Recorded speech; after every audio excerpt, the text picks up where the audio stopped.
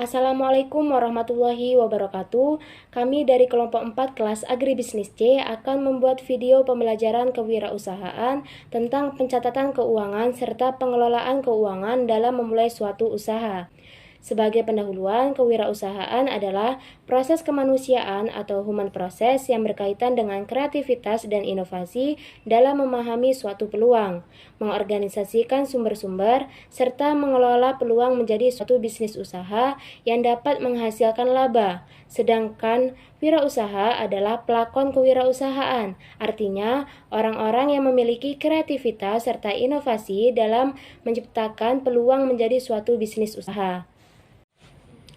Kita masuk ke pembahasan yang pertama, yaitu pencatatan keuangan. Pencatatan keuangan merupakan pencatatan aktivitas transaksi keuangan pada sebuah bisnis dalam periode tahun tertentu, sebagaimana berfungsi untuk pelaporan transaksi pada suatu bisnis yang terjadi dalam harian, mingguan, maupun bulanan. Nah, kenapa dibutuhkan pencatatan keuangan? Yaitu yang pertama, untuk memahami keadaan keuangan suatu usaha. Yang kedua, melancarkan prosedur pajak. Yang ketiga, sebagai instrumen pembuat keputusan. Dan yang terakhir itu dapat menentukan kelayakan bisnis kita. Kemudian, bentuk pencatatan keuangan yang pertama laporan laba rugi. Laporan ini tentang pendapatan maupun beban suatu perusahaan dalam periode tertentu, sehingga laba maupun kerugian yang dialami perusahaan dapat segera diketahui. Yang kedua, laporan neraca. Laporan neraca ini akun aktiva serta kewajiban perusahaan dalam satu periode. Yang ketiga, laporan arus kas. Laporan ini digunakan sebagai alat untuk mengetahui keputusan keuangan yang dilakukan suatu perusahaan. Dan yang terakhir, laporan perubahan modal. Laporan ini bertujuan agar perusahaan dapat menggambarkan peningkatan ataupun penurunan tentang aktiva bersih keuangan. Salah satu langkah yang paling penting dalam meluncurkan suatu bisnis baru adalah membuat perencanaan keuangan yang logis dan terencana baik. Calon penanam modal perlu melihat perencanaan keuangan sebelum mereka masuk ke dalam perusahaan yang akan berdiri itu. Wirausahawan yang mengabaikan aspek keuangan dalam perusahaan berada dalam resiko menambah banyaknya contoh kegagalan. Ada 3 aspek yang harus diperhatikan dalam pengelolaan keuangan, yaitu yang pertama aspek sumber dana dan BBM, aspek rencana dan penggunaan dana, dan terakhir aspek pengawasan atau pengendalian keuangan. Selanjutnya, sumber-sumber keuangan perusahaan. Dana yang berasal dari perusahaan disebut pembelanjaan intern. Ada 3 sumber dana dari perusahaan, diantaranya yang pertama penggunaan dana perusahaan, penggunaan dana dari simpanan, penggunaan laba yang diberikan, dan penggunaan dana dari luar perusahaan. Selanjutnya, dana yang diberikan dari bantuan program pemerintah pusat dan daerah. Yang pertama, dana dari teman atau keluarga yang ingin menanamkan modalnya. Yang kedua, dana ventura.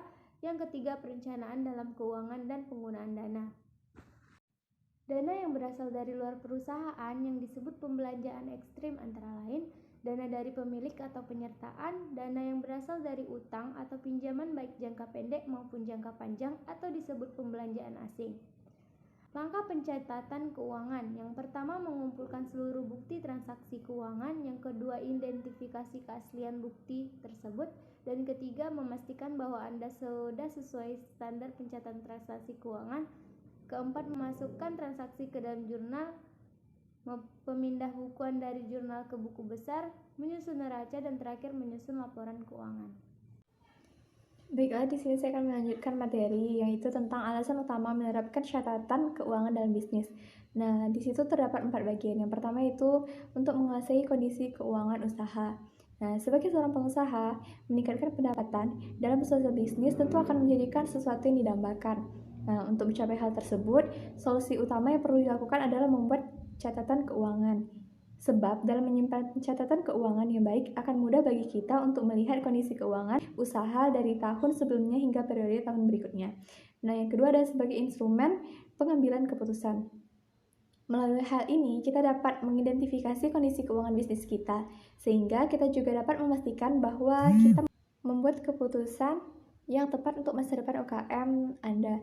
Yang ketiga yaitu meluncurkan prosedur pelaporan pajak. Sebagai warga negara Indonesia yang baik, sekaligus sebagai pelaku usaha, kita wajib membayar pajak merupakan kewajiban kita untuk memberikan hasil pajak dari usaha yang kita bangun. Nah, perhitungan pajak diperoleh dari neraca laporan laba rugi yang mengacu pada laporan keuangan. Dan terakhir yaitu memberikan keuntungan tentang kelayakan bisnis. Kelayakan bisnis, tidak ada bisnis besar yang mendanai bisnis mereka sendiri. Nah, mayoritas usaha yang mereka jalankan mendapatkan dana dari financial barker untuk pengembangan usaha. Peluang yang sama dimiliki UKM kita adalah peluang untuk mendapatkan penghargaan dan dorongan modular dari orang lain. Baiklah, materi terakhir yaitu manajemen keuangan untuk memulai usaha. Nah, pengelolaan keuangan merupakan gambaran pengelolaan industri, mulai dari memperoleh dana hingga bagaimana dana tersebut digunakan untuk kemajuan industri. Nah, dengan kedemikian, keuangan industri harus dikelola dengan baik. Ada 4 aspek yang perlu kita perhatikan dalam melakukan pengelolaan keuangan. Yang pertama, itu ada aspek perencanaan anggaran. Terbagi menjadi 4. Yang pertama yaitu ada mengendalikan keuangan pribadi. Yang kedua yaitu mempersiapkan anggaran. Yang ketiga, rencanakan keuangan selama 1 tahun. Dan yang terakhir yaitu buat matriks pengeluaran dan pendapatan, sehingga kita mengetahui berapa anggaran yang keluar dan juga yang didapatkan. Aspek yang kedua yaitu ada manajemen hutang. Terbagi menjadi 3. Yang pertama itu lihat kondisi keuangan kita selama 1 tahun. Yang selanjutnya hindari hutang yang tidak penting. Dan yang terakhir itu fokus pada surplus pendapatan dan mulai membuat persediaan. Aspek yang ketiga yaitu ada manajemen waktu. Dia terbagi menjadi 3. Yang pertama yaitu tidak ada orang yang kaya dalam sehari. Artinya semua yang kita lakukan itu mempunyai proses, waktu, dan juga tenaga untuk mencapai semua tersebut. Yang kedua, buat rencana pensiun dini mungkin. Yang terakhir itu menabung sedini mungkin. Dan aspek yang keempat yaitu ada manajemen risiko. Terbagi menjadi 3. Yang pertama, gunakan surplus anggaran untuk berinvestasi. Yang kedua, gunakan hutang secara efisien. Yang terakhir, tidak pernah berhenti untuk belajar.